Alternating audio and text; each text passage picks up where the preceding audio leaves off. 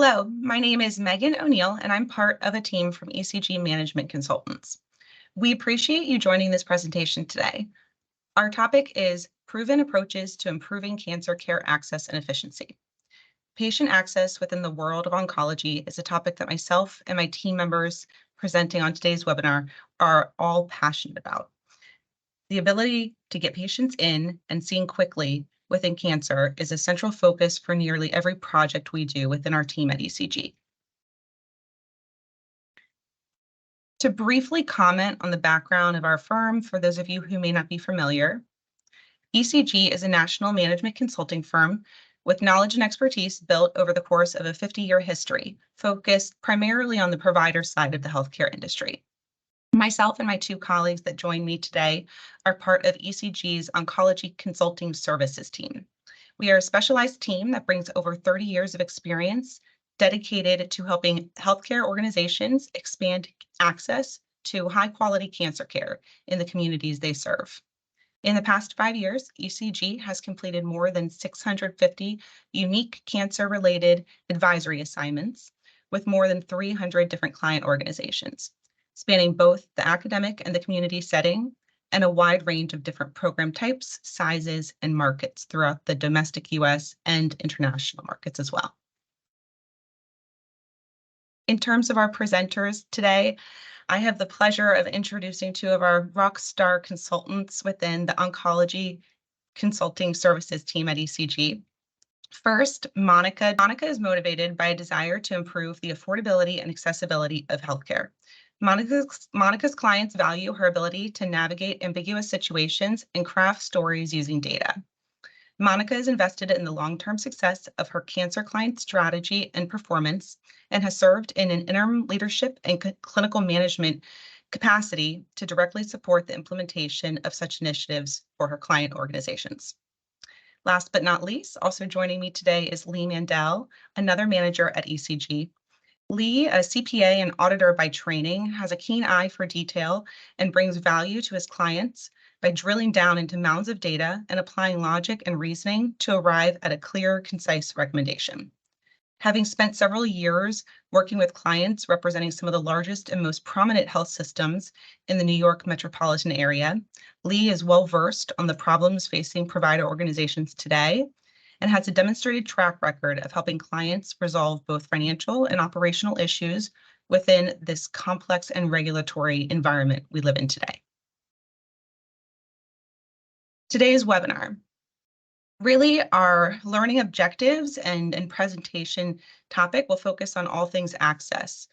We hope to share some valuable insights and bring forth a range of examples from our recent work in the field with clients across the country that are impacted by access issues and working to optimize and right-size their cancer operations. The central question that we'll focus on and work through today is really how can organizations like yours make it easier to get patients in and scheduled in a timely manner with the right provider at the right time. We've structured the remainder of our discussion today into two major topics: referral coordination and capacity management. ECG views these two components as fundamental cancer program building blocks. This foundation must be in place first and must be well functioning, given all the change that's coming down the pike for cancer programs.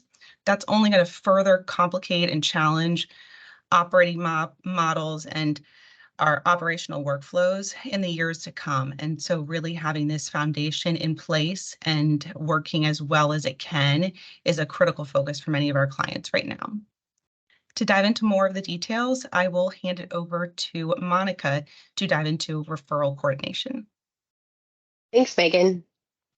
The goal of referral coordination is really to make it easy for both providers and patients to get new patients into a cancer center. The question is what tools can be deployed to minimize the burden of access. Patients are increasingly seeking rapid access to appropriate oncology specialists after diagnosis and the ability to initiate treatment quickly. Many high-performing organizations strive to arrange new patient appointments within a week, but ideally organizations will provide same or next day access. In today's resource-constrained operating environment, providers need strategies to expand access and optimize capacity within existing clinics without adding space, chairs, or staff. Strong referral coordination capabilities are a fundamental component to improving new patient access to oncology services. To achieve high-performing referral coordination, organizations need a detailed understanding of their network integrity, a curated referral design process, and optimized patient navigation programs supported by technology. Together, these three things support a seamless patient experience while decreasing time to first appointment. First, we will discuss network integrity. ECG is increasingly helping clients use claims-based data analytics to look into the details of referrals today and understand a program's current network integrity. One of the key questions that cancer programs can dig into with this type of analysis is understanding if referrals between specialties are being well managed and well maintained. It is critical for cancer programs to develop integrated upstream referral networks by strengthening relationships with primary care physicians and referring specialists. This effort helps to support the goal of getting patients seen quickly. A second key question for cancer centers to explore using claims data is understanding their market capture of ambulatory services, helping to gain an understanding of how downstream referrals are being internally coordinated across the cancer patient's journey. Claims data analysis can also be used to highlight potential reasons behind patient dissatisfaction issues and workforce retention concerns, and indicate areas for organizations to explore further for improvement. The next slide presents a case study looking at a large urban NCI-designated cancer center to illustrate how ECG performed claims data analysis to identify gaps in network integrity and referral management. We partnered with this organization to look at expanding their ambulatory footprint with a particular focus on detailed data analytics. At the time, this organization maintained a 10% market share of newly diagnosed cancer cases in a highly competitive and dense primary service area. However, we found through analysis of Trilliant outpatient claims data that the program had a lower market share of ancillary oncology services, with a 5% market share in outpatient infusion and a 6% market share in radiation oncology. Through the analysis, ECG worked with this cancer center to explore some key questions, including were specific tumor sites or modalities experiencing greater leakage? What role do geography and market competitors play in impacting network integrity? And are there specific procedure and ancillary activities routinely being captured by the organization's providers or regularly being sent elsewhere? Ultimately, the analysis showed that a significant portion of outpatient infusion and radiation oncology treatments for the program's patients occurred outside of the organization, with leakage in specific submarkets of the primary service area being much higher than others.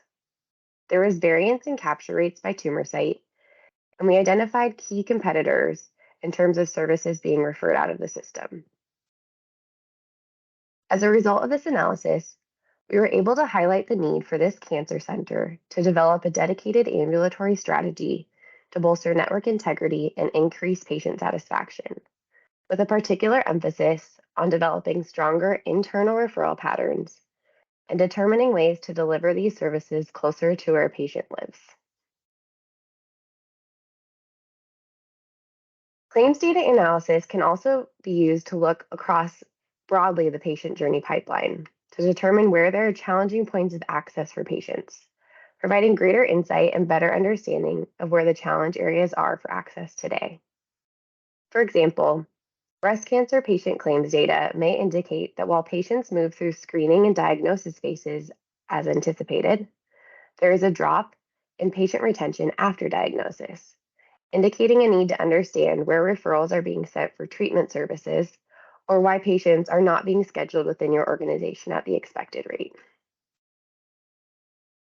The next slide focuses on a second component to developing strong referral coordination, having a streamlined referral management process. A well-designed referral management process gets into the detail of managing a patient through the care journey. A curated referral design process that prioritizes both a seamless patient experience and simplicity for staff, while leveraging EHR functions and features, will help ensure that the necessary workflows for and technology are in place to easily schedule new cancer patients. Even when a cancer program has well designed referral management workflows, it is important for those processes to be tied to the larger health system in an optimized manner to ensure timely access to treatment. We are seeing more attention being paid to upstream referrals and seeing cancer programs work together with other departments within their health system to resolve referral challenges. In this case study, ECG partnered with the University of Kansas Cancer Center, a well-run NCI designated program, to improve referral management between the cancer center and other health system departments. The University of Kansas Cancer Center had previously put workflows in place to move patients through their program effectively. However, through a system-wide Epic install, it was found that upstream in radiology, particularly in mammography, there were missing referrals from radiology to oncology. Referrals would go into workflows for mammography but wouldn't get executed. We discovered that the cancer center was missing patient volume from mammography. And through this effort, we partnered with radiology to reorganize work queues to ensure the proper lists are being worked. This case study illustrates the importance of having an optimized referral management process, both within the cancer program and across other departments connecting to oncology. On slide 11, we look at our third core element for optimizing referral coordination, redesigning the patient navigation model within your organization and incorporating technology into the patient navigation program. Due to changing market dynamics where consumers are increasingly expecting on-demand services, paired with the initial anxiety that patients feel after an abnormal screen, patients expect to be seen quickly. To attract and retain these new patients, cancer centers need a more connected and rapid approach to bringing in patients. In fact, we are seeing heightening competitiveness between organizations to quickly see the next new patient, particularly in very highly populated markets. We are routinely hearing that NCI programs are working toward a 1 to 2 day turnaround to first connection with patients, and patient navigators are really beginning to provide that first connection. While we are all aware of the many benefits navigation provides to patient outcomes, this first connection is an evolving role that patient navigators can play within a cancer program. The next slide will illustrate an example of how one NCI designated cancer center redesigned their navigation program to optimize patient experience. This slide summarizes the end result of our third case study, a process that an urban NCI designated cancer center undertook in partnership with ECG to redesign their comprehensive patient navigation program, really with the goal of eliminating the care silos patients often face across the phases of treatment and making it easy to quickly transition patients seamlessly into their cancer program. There are a few main points to emphasize, particularly in the green section at the bottom of the slide, as it relates to how the navigation program was redesigned. Knowing that access and entry points are driven primarily through primary care referrals and community events, such as smoking cessation programs, the tumor site-specific panel navigator role was developed with the focus on getting patients screened. While this is similar to a screening navigator role, it was part of a subspecialized model. And the Cancer Center partnered with primary care to embed this panel navigator in the enterprise operating model to achieve a full system-wide reach. This role provides patient education on what to expect and focuses on increasing overall screening rates across the health system, then transitions positive screens to an access navigator. We bifurcated the traditional nurse navigator role into two positions. First, an access-oriented position focused on getting patients in following screening. And second, a transition-oriented position focused on the more traditional care coordination functions as the treatment stage begins. The oncology nurse navigators focused on access, guide patients into the cancer program after a positive scan or referral. This role answers patient questions and it connects patients to the right clinical programs. The oncology nurse navigators focused on care transitions, coordinate with the multidisciplinary care team to ensure prospective treatment planning, present the case for tumor board review, and educate the patient on their treatment plan. Additionally, as part of the navigation redesign effort, we standardized a patient resource specialist role, which is non-clinical, to address barriers to care that patients face, and provide other logistical support functions that can be handled by someone who's not a trained nurse or other harder to find or more limited clinical resources. Through the process of redesigning the patient navigation team structure, we were able to optimize the flow of patients through the cancer program, with particular improvements to quickly transitioning patients with an abnormal screen to an access-focused oncology nurse navigator. The deployment of different types of navigator roles that work together in a comprehensive navigation team model can be further enhanced through the support of technology. Telehealth appointments are often utilized by nurse navigators as a way to increase access for patients. As a practice, we consistently see 20 to 25% of overall oncology appointments as telehealth visits, and more often, nurse navigator visits are being performed virtually. This promotes access for patients, particularly for those new patients looking to be connected with an oncology program quickly. Third-party patient navigation companies, such as Time or Jasper, can provide remote navigation services to patients. This can either supplement existing navigators or fill a need for additional navigation support that a cancer program may have without having to hire net new FTEs.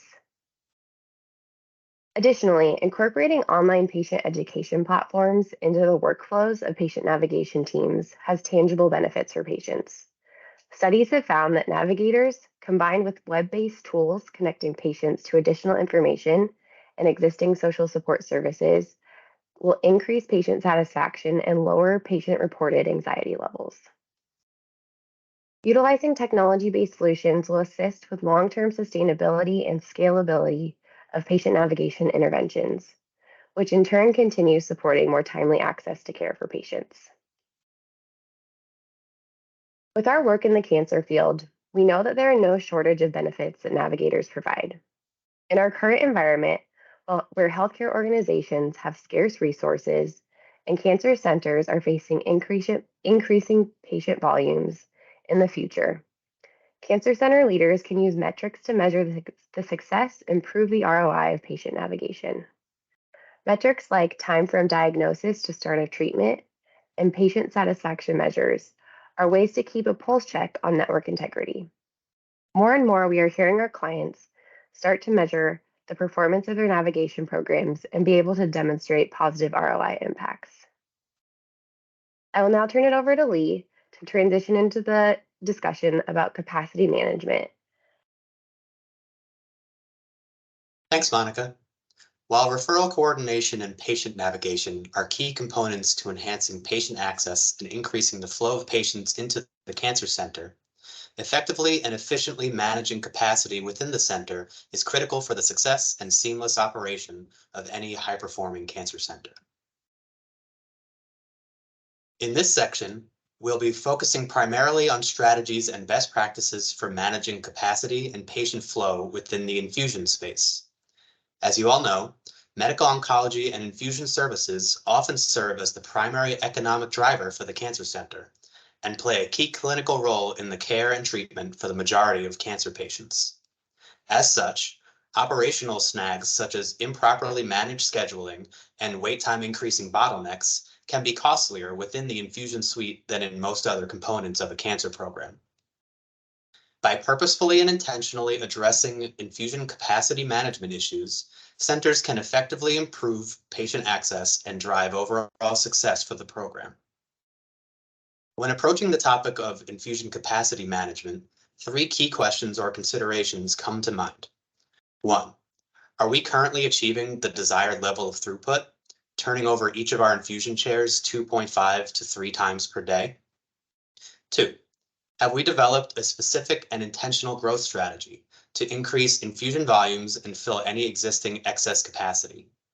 And 3, in the current state and looking ahead to the near future, do we have the appropriate number of providers and clinical staff to support our infusion volume? In the remainder of this section, we'll explore some common capacity management challenges facing cancer centers today, and dive into some potential tactics and strategies that programs can employ to address these issues and enhance patient access. When we work with our cancer center clients to help them effectively manage capacity and patient flow within the infusion space, there are certain pain points or operational challenges that we see programs consistently bumping up against. While these issues aren't exactly new problems for cancer centers, the pandemic and the operational issues resulting from that difficult period really shined a light on some of the underlying operational concerns that, pre-pandemic, centers were able to paper over or overlook. Key among these challenges, as we all know, is the staffing shortage currently being experienced across the country. Effectively and efficiently operating a busy cancer center with fewer than optimal clinical and non-clinical staff is a tall task, and oftentimes these resource constraints lead to patient dissatisfaction and an inability to get patients into the infusion suite for their treatment. In addition to staffing constraints, operational issues related to scheduling, infusion template design, and the appropriate interplay between clinic visits and infusion treatment visits have compounded the problem for many cancer centers. Lastly, ineffective or suboptimal IT infrastructure often prevents centers from taking advantage of their own data and patient experience, fostering confusion and miscommunication instead of contributing to seamless operations. In this post-pandemic environment, it's more important than ever for cancer centers to proactively identify and address these issues as part of broader patient access and capacity management efforts.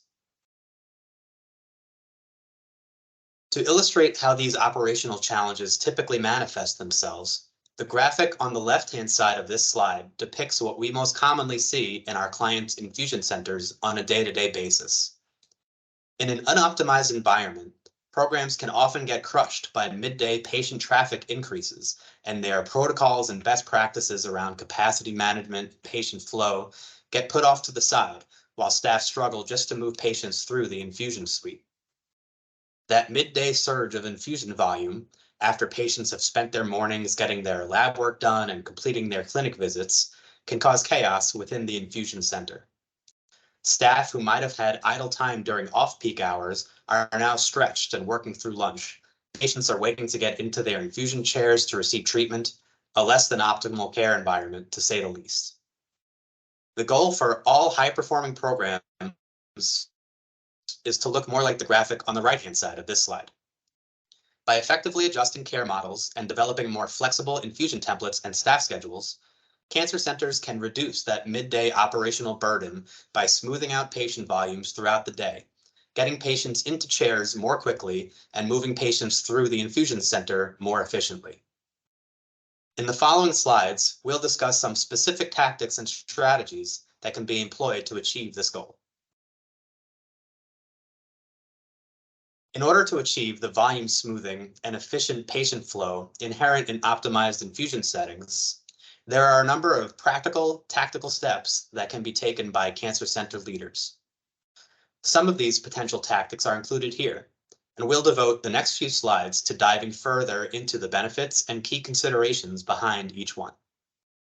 It's important to note that some of these potential capacity management tactics have the potential to be more impactful to program operations than others, but that high impact typically corresponds to increased levels of investment in terms of time, effort, and resource utilization. One particularly impactful tactic for adding flexibility into infusion operations is the decoupling of clinic visits from infusion treatment visits. Decoupling these visit types for certain patients can provide breathing room to schedulers by offering a larger scheduling window, and introduces more opportunities to potentially replace an in-person clinic visit with a virtual or telehealth visit, which has additional implications for space and resource utilization within the center. While this strategy can yield significant impact for the program, in our experience, it also requires a considerable upfront time investment to ensure that clinical and non-clinical leaders are 100% aligned and in sync regarding the implementation of this tactic. Many cancer center clients that we've worked with in the past have recognized the potential benefits of this decoupling process, but were unwilling or unable to take the time to sit down and have pointed, purposeful discussions with clinical leaders to determine how best to apply the concept. That being said, a few of the key considerations that need to be determined and fleshed out as part of this process are listed on this slide. First, we need to identify the specific populations we want to target. The goal is not to decouple every patient's clinic and treatment visits. For example, patients with mobility issues or inconsistent means of transportation would specifically benefit from keeping their clinic and treatment visits tightly linked. So we want to make purposeful and intentional decisions about the right groups of patients for this strategy. To accomplish this, clinical and non-clinical leaders need to agree on the specific criteria that can be used to filter down to the targeted groups. Whether we're specifically targeting disease sites like benign hematology that may be best suited to decoupling these visit types, or any other identified criteria, it's critical that these elements are fully discussed and agreed upon prior to embarking on this process. Once the candidates for decoupling have been identified, we need to determine the preferred method of conducting the clinic visits. For example, should these be virtual visits or in-person visits? And decide how the visit type will be noted in the patient's treatment plan. And lastly, for patients whose clinic and treatment visits are decoupled, we need to define the appropriate level of assessment to be completed just prior to treatment and to determine the appropriate personnel. Said another way, how comprehensive should the pre-treatment assessment be, and are we comfortable with an APP conducting the assessment as opposed to a physician? Similarly, cancer programs can introduce an additional level of flexibility into their infusion operations by decoupling patient lab and blood draw visits from their clinic and infusion treatment visits. While most cancer patients complete their lab draws on the same day as their clinic visit, the goal for high-performing programs should be, for the subset of patients who are available and able, to direct these patients to get their lab work completed 24 to 72 hours ahead of their clinic visit, thereby reducing the overall time spent in the clinic per patient. When appropriate, decoupling lab draws and clinic visits can help to streamline the clinic visit and reduce bottlenecks tied to delayed lab results, decrease the risk of lab values precluding a treatment at the last minute, and prevent early morning delays due to late arrivals. Some of the cancer centers that we've seen be most effective in implementing this tactic have followed the best practices listed on the right side of this slide. First, by increasing the use of satellite lab centers and off-peak hours, programs can offer more convenient lab draw options to their cancer patients, who, based on geography or their busy schedules, may prefer these alternatives to the traditional clinic setting. Programs should establish a defined lab draw policy designed to encourage this shift. For example, if a patient's treatment is scheduled to start at 9 a.m. or earlier, policy may dictate that the patient must complete their lab draws 24 to 72 hours prior to their appointment. Criteria should be developed for any exceptions, such as patients without reliable transportation. And lastly, providers should be prepared to articulate why patients need to have their lab draws completed in advance of their clinic visits. To assist them with this task, a formal script can be developed to ensure standardized messaging. Continuing along the theme of adapting infusion operations to be more versatile and flexible, many programs can benefit from revising or adjusting their infusion templates, oftentimes using data analysis tools to make targeted and purposeful modifications to templates in order to create a more efficient patient flow through the infusion suite. Whether programs use external tools like LeanTOS or HealthIQ, or whether functionality exists within their current EHR infrastructure, using data to establish distinct templating protocols based around specific groups of patients can yield significant dividends in terms of throughput and overall ease of operations. For example, data can be used to determine which infusion treatment visits should be appropriately coupled with in-person same-day provider visits, to shift shorter length infusion treatments to off-peak operating hours, or to design specific protocols around urgent or sick patients to get them efficiently and appropriately treated within an established fast track. By grouping patient types and responding directly with established templating protocols in this way, the infusion center can be foundationally set up to respond flexibly and agilely to high traffic days, resource constraints, and other operational hurdles. The last tactic we'll discuss today for optimizing infusion capacity and throughput is the adjustment of operating hours and the alignment of staffing resources to correspond directly to observable patterns in patient flow and high traffic times of day. What we've typically seen in the field is that, if possible, programs aim to operate their infusion treatment rooms for 12 hours per day, 6 or 7 days per week. By adjusting operating hours to maximize appointment slots, programs can lay the foundation for effective scheduling and efficient patient flow through the infusion suite. As infusion demand gradually ramps up over the course of a typical day, staffing in the treatment room should ramp up as well. Since infusion demand follows a relatively predictable pattern throughout the day, and templates have been built to directly reflect that demand, nurse schedules can be effectively staggered to provide full staffing during the busiest hours of the day. Staggering shifts can help to ensure that resources are effectively utilized, as in, we avoid completely overwhelming the clinical staff during peak hours, and that staffing costs are minimized.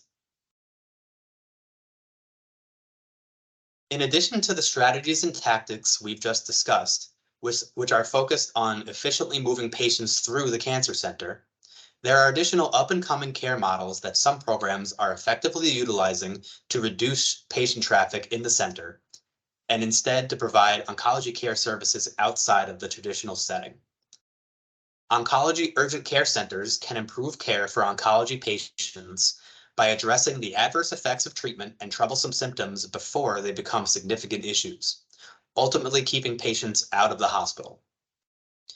These urgent care centers can take various forms, either sitting in dedicated treatment room space within a medical office building, as a unique ambulatory setting where patients can be either referred directly from home or diverted from the emergency department, or as segmented space within a general ED. Likewise, some cancer centers are exploring opportunities for the provision of oncology services within the home setting, as a means to reduce unnecessary patient traffic within the traditional clinic or hospital space. Offering certain services like infusion or blood draw to be completed in the patient's home can be extremely beneficial for patients for whom travel to the cancer center is difficult or dangerous, while appointment slots at the cancer center are left available to be filled by other patients. Home health programs are a still developing model, and there are currently several nuances being sorted out, including patient eligibility, payer reimbursement implications, and appropriate staffing models. However, this is just one in a long line of potential alternative strategies that cancer programs should be considering as a means to increase access to care and to manage capacity within the cancer center. And with that, I'll hand us back over to my colleague Megan to discuss key takeaways from today's presentation. Thank you, Lee, and thank you, Monica.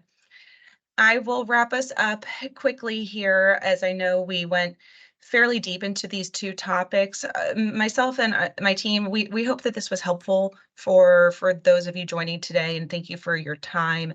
As we mentioned at the start, the importance of referral coordination and capacity management, it's critical for all service lines within a health system, but given the inherent complexities and multidisciplinary nature of oncology care and the pent-up demand and growing demand for services that we'll continue to see as the population ages and with other trends that are across market demographics, it's really important to focus on these two areas.